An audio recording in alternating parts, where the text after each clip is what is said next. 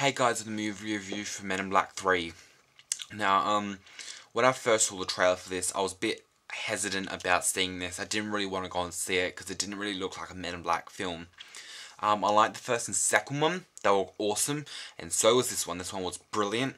The visual effects were great, and I must say the storyline was a bit hard to keep up with.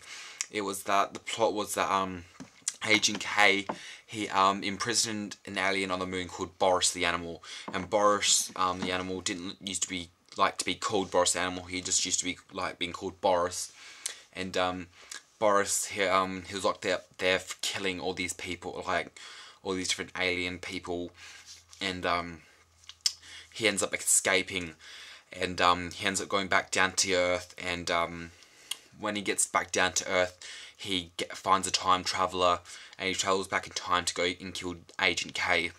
And Will Smith is suspended for about 4 weeks, and he ends up going back in time as well and trying to stop Boris, but there is now 2 of them.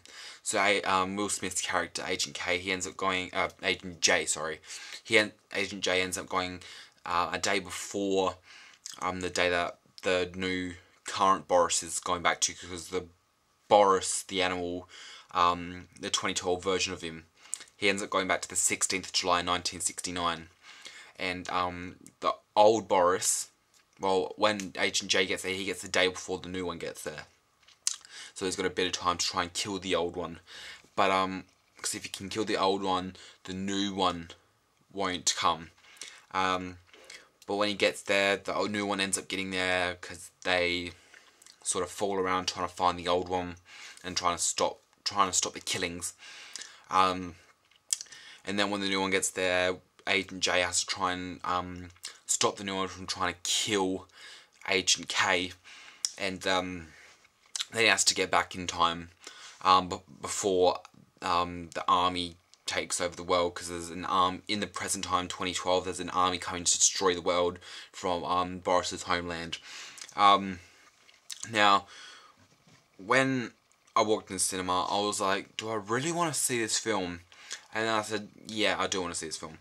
But I was a bit hesitant about seeing it. But it ended up being awesome. I like the Men in Black films. I like Will Smith. I like Tommy Lee Jones. And I like Josh Brolin. Okay, he's okay. I don't really like him as an actor. But I must say, Josh Brolin did an awesome job playing the young version of Agent K. This is probably his best role, Josh Brolin. And I was surprised how well he did the character. And I actually noticed that he was really good in this movie.